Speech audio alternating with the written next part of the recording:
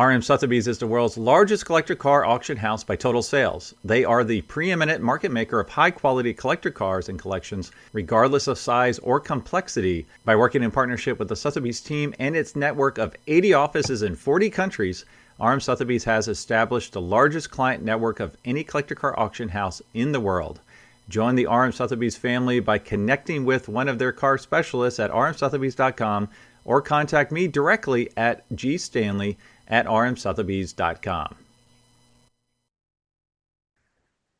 All right, welcome to the Collector Car Podcast. This is a bonus episode because there's a lot of exciting stuff happening in the RM Sotheby's world as it relates to really significant cars from the Indianapolis Motor Speedway Museum that have come up for offer.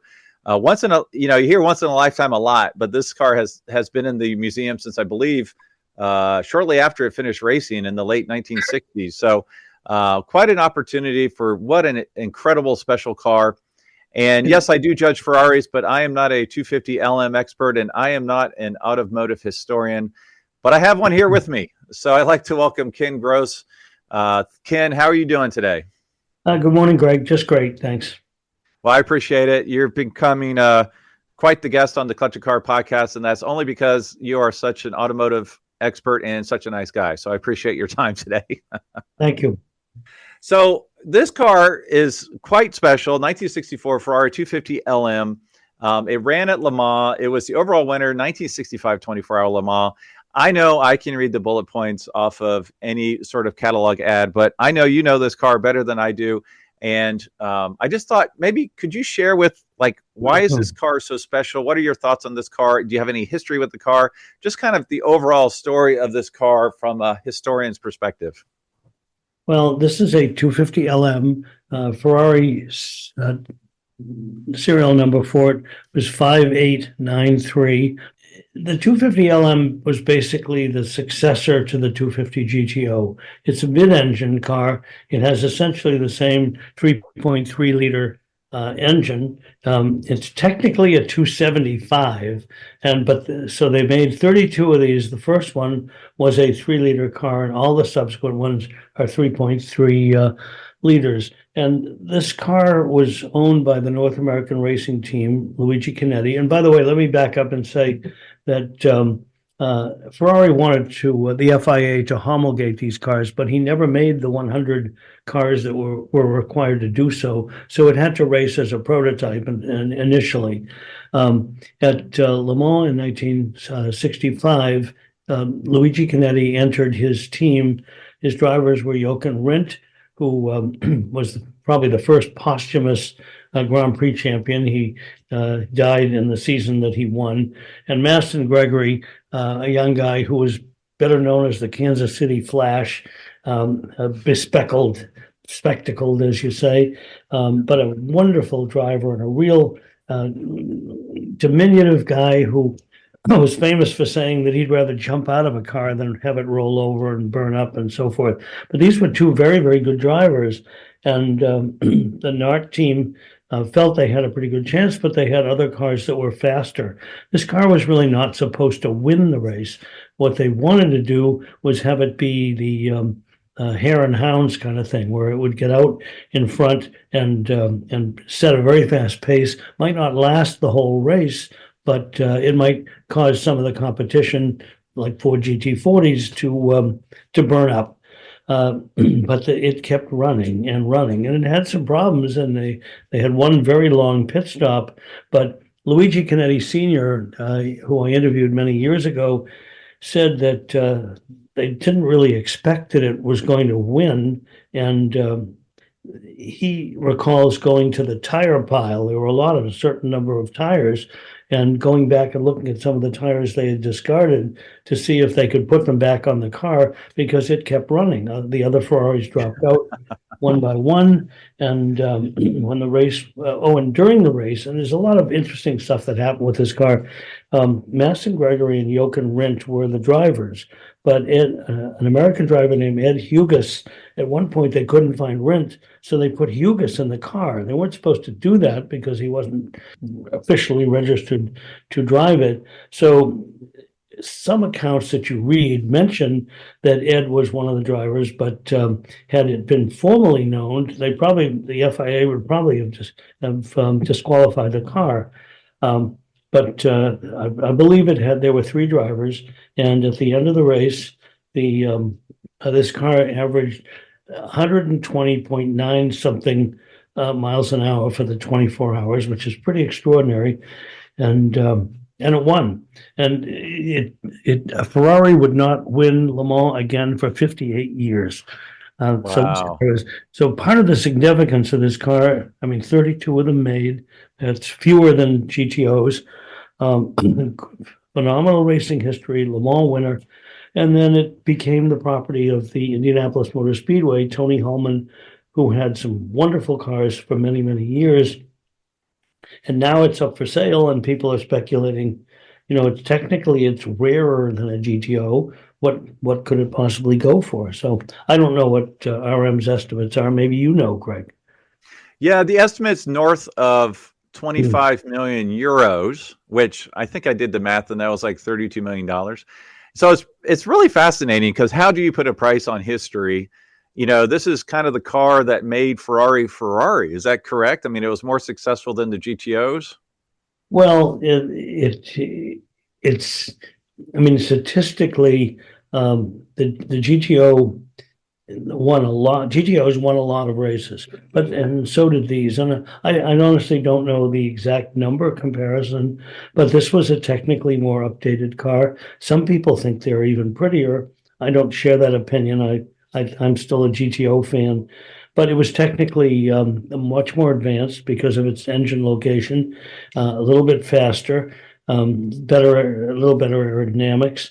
And let's face it, if you want one of the 39 GTOs, really 36 and three of the second series, there's only 32 of these. I mean, there's just not a lot of these cars. So, and they seldom come up on the market.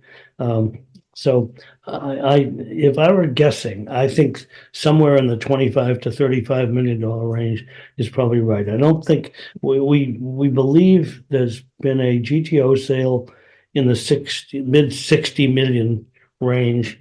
And I don't know subsequently if there's been one more, but somehow the mystique of the 250 GTO outweighs the 250 LMs. But having said that, it only takes one auction and one precedent. So if there's two collectors who really want this car and they drive the price up, it could be that a 250 LM is the new high point of Ferrari. We'll see that when the car is sold. So I'll make my educated guess here. And anyway, so I think, you know what, the last LM, I think that sold publicly was around 17 million.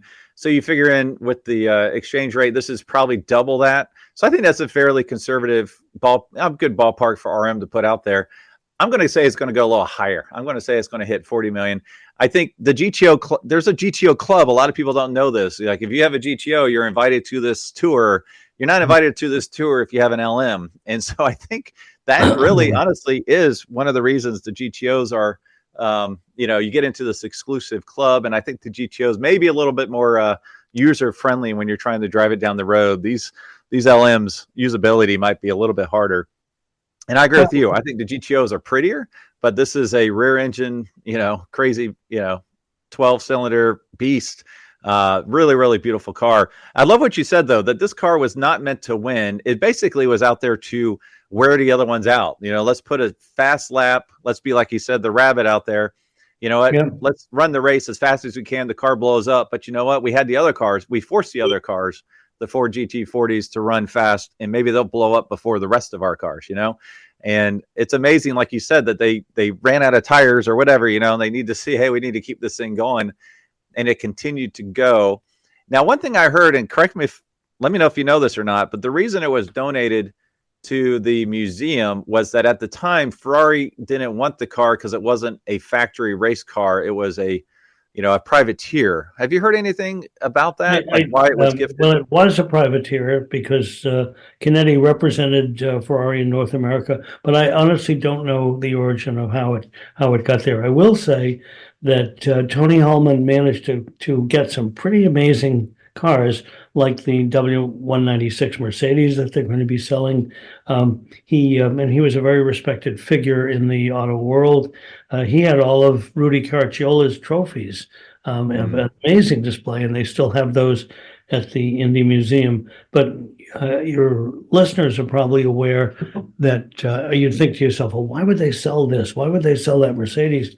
But their mission is really the Indianapolis 500. And like many museums, they don't have the funds to necessarily maintain, show, display, travel some of their cars. So the sales of these cars will be very helpful for the Indy 500 Museum. It's undergoing a complete restoration. The building is going to be all changed, new exhibits. I've seen some preliminary sketches. It's really going to be a fabulous museum, and the sale of these cars will help finance that and help maintain these cars into the future. Yeah, that's awesome. Well, as always, Ken, thanks for being on the Collector Car Podcast. I know that you have a big Bugatti exhibit happening right now in Easton, Maryland. I will have a podcast coming out here shortly that reviews the details of this Bugatti exhibit that you have put together. So as always, appreciate you being on the Collector Car Podcast and sharing your passion and expertise for incredible cars. Thanks, Greg. Pleasure to be with you. All right, welcome to the second half of this 250 LM special on the Collector Car Podcast. So I had Ken Gross on to talk about, some of the nuts and bolts, literally about how special that car is. Now I want to have Josh Stiegman on. Josh has a long history with this car, and he pretty much insisted on being on the show. So, Josh, how you doing today? Doing great, Greg. How are you? Good. Now, you've been on the show 3 times. This is, I think, your 4th. Is that correct? I think you are correct. Yeah, and I know you've been photographing this car for maybe a decade or 2. I don't know. You tell me, because you're based in Indy. So if you would, give us a little overview of what you do in the car world and why this car is so special to you. Yeah, so I work at Motor Vault. We are a collector car and sports car dealership. We focus on everything from Porsches to Corvettes. Obviously, we've got an Alpina C1 here, Aston V8, so a whole variety of stuff. We're true car guys. It's just me, my boss is business partner, so small team. But my first job ever, I was a tour guide at the IMS Museum, and I have some history with all of these cars, including the 250. Because basically the 250 LM is the reason why I even got my first job there. I was going in for senior photos at a Ferrari jacket, knew a couple of the people that worked there, and they said, hey, let's get your photo in front of the 250. And this was, senior high school me. I was all over. Wow, that's something else. Yes, and that led to them realizing my passion. And then over that summer, they brought me in for an interview to be a tour guide on and off for 2 years, which was awesome. And about 6 years later, 2021, my boss, Brian, worked something together with the IMS Museum while we were hosting Indy Cars and Coffee. And they brought the car out of the basement. And I got to spend some time with it. I got to start the car. I got to ride shotgun in the car. Very, very cool experience. And we did a little private photo shoot with it. And then a couple of years ago, did that again as well. So I sent you some really high-end photos my friend Sean Grove took of that car. We did some light painting. But that car for me is my all-time #1 Ferrari, period. Wow. Okay. So that's really special to you, right? And I know we were trying to get you to see the car before it went overseas, but we were unable to do so. So tell us a little bit about this car. Like when you first saw it, knowing the history of it, what was the most impactful thing? Was it the way it looked, because it's such a cool rear engine V12? Was it the racing history? Was it the patina on the car? It's a little bit of a combo of everything, because there's a lot of cars that you could be around that obviously you guys represent and we represent, and they're special cars. There's something different about it. But when you're around that car, putting the whole combination of that together, you're in rare air. I mean, this is a monumental, massive car, and obviously up until 2023, it was the last Ferrari to win Le Mans outright. And the fact that this car is still in raced patina It's got chips on it. It's got scratches on it. It's got a tear in the seat from Rent. I mean, that car is absolutely pure. And being able to see it in different light than just the museum, seeing it outside, seeing it running, seeing it cross the yard of bricks, I mean, that just takes it to a whole different level with that car where it's just, I am violently connected to it. That's awesome, man. Now, can you like give your best? I also want to ask you about the Mercedes Streamliner here a second, but Yes. can you also kind of give a best guess? What do you think the car is going to sell for? It's somewhat hotly debated because obviously with the Mercedes as well, it's not an easy thing. No, I think personally the estimate that was on there, I know it's what, 27 and a half plus, I think is the estimate on the Ferrari. It's somewhere around there. I am gonna shoot for somewhere around the 40 to 50 mark. I'm just gonna say loosely, I'm gonna say 43 is what I think that car will. Wow, calling it at 43. I feel like I called it earlier with Ken, but I can't remember off the top of my head. So I'm going to say I'm going to go 38. The estimate is around 28 million US dollars, 25 million euro dollars. All right. So you're saying, what did you say? I'm gonna go 43. And again, if this was the 250 LM, I personally like it more than the 250 GTO. I think there's something so special about it because it is a prototype car, but it's still a street car. So it's kind of that last of that era where it's still something you can drive and it relates to actual production street cars. Not like the 917 where that obviously changed the ball game. But I think the car would be over 50 without a question if it was the factory entry. And I think some people, especially in Europe, aren't going to connect with it as much since it's a North American racing team car.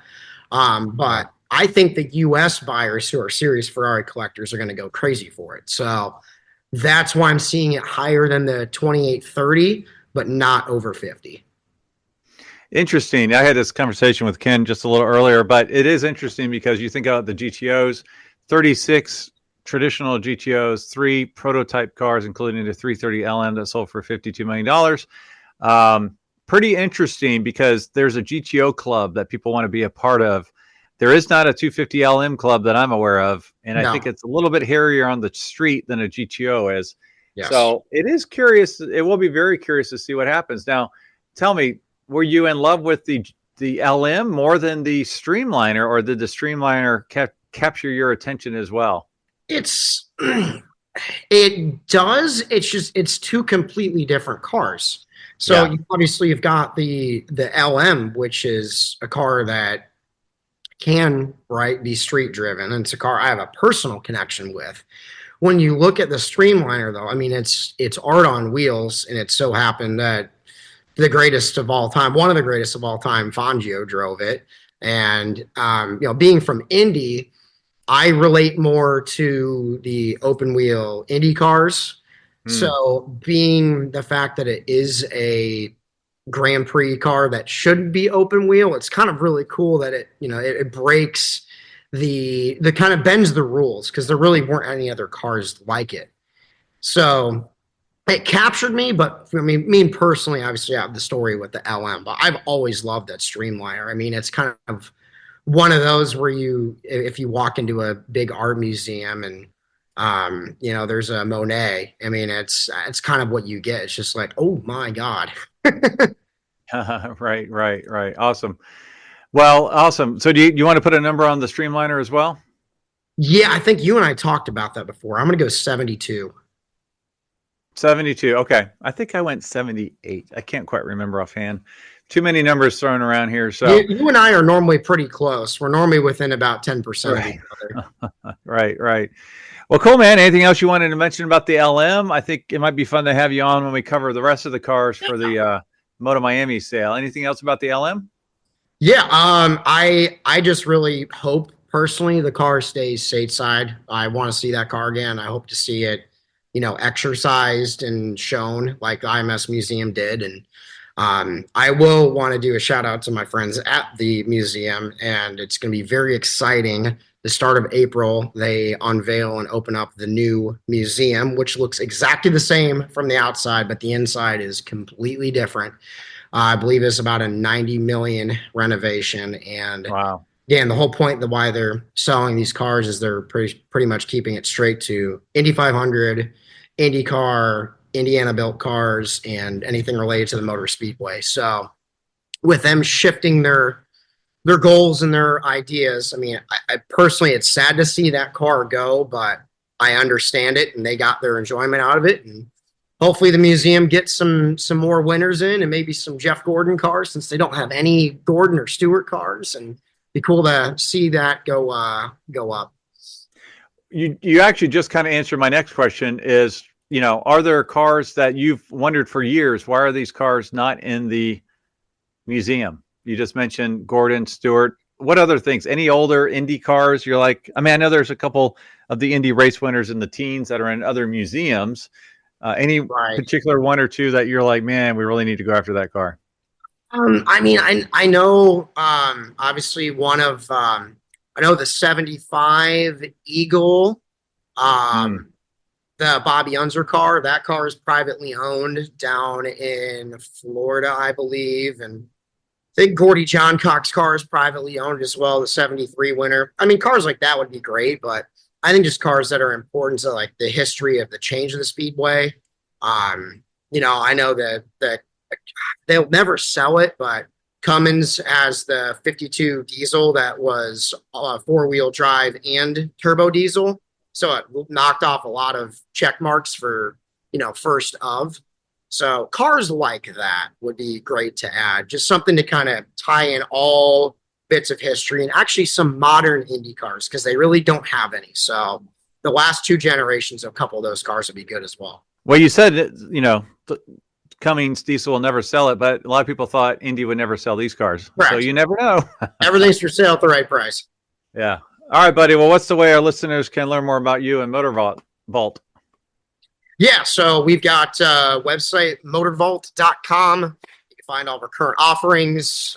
We focus on consignments. That's not strictly what we do, but we have a very, very solid consignment program, and that's why we're able to get a lot of these really cool cars. So check us out there. Check us out on Instagram and on YouTube. We're doing some cool content on there as well. So hopefully see you guys. Give us a like, follow, and a subscribe. Awesome, buddy. Well, thanks for joining the Collector Car Podcast as always. All righty. Thanks, Greg. Appreciate you having me on.